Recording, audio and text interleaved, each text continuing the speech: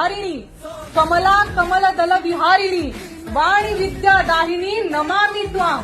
मतलब जब भारत माता का भी वर्णन हुआ तो तुम्ही दुर्गा दश प्रहरण धारिणी, वो दशभुजा देवी का अवतार बनाया। जब दशभुजा देवी ने अवतार लिया था तो वो कैसी हुई थी? उन्होंने बोला था कि अहंग दुर्गी अहंग राष्ट्री, मतलब मैं दुर्गा हूँ और मैं एक राष्ट्र हूँ। और मेरा राष्ट्र का सामर्थ्य कैसे बनता है?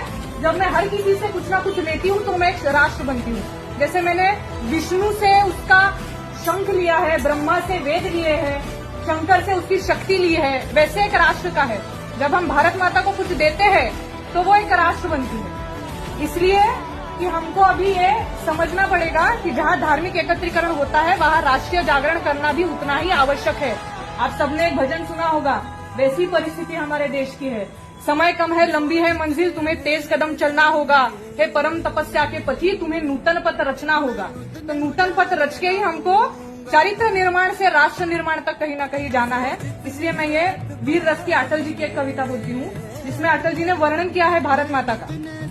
तो वो कहते हैं कि भारत कोई भूमि का टुकड़ा नहीं, एक जीता जागता राष्ट्र पुरुष है। भारत कोई भूमि का टुकड़ा नहीं, एक जीता जागता राष्ट्र पुरुष है। दिल्ली इसका दिल है, कश्मीर इसका मुकुट है, पंजाब और बंगला दो विशाल कंधे हैं, कन्याकुमारी इसके चरण है, सागर इसके पग पखारता है, माथे की चंद्रमा इसकी बाली है, पावस के काले मेघ इसके केश है, सूरज इसका तेज है।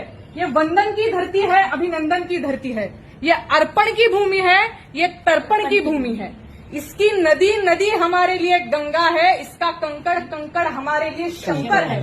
हम जिएंगे तो इस भारत के लिए और मरेंगे तो इस भारत के लिए, और मरने के बाद भी गंगा जल में बहती हुई हमारी अस्थियों को कोई कान लगाकर सुनेगा तो एक ही आवाज आएगी, भारत माता की जय।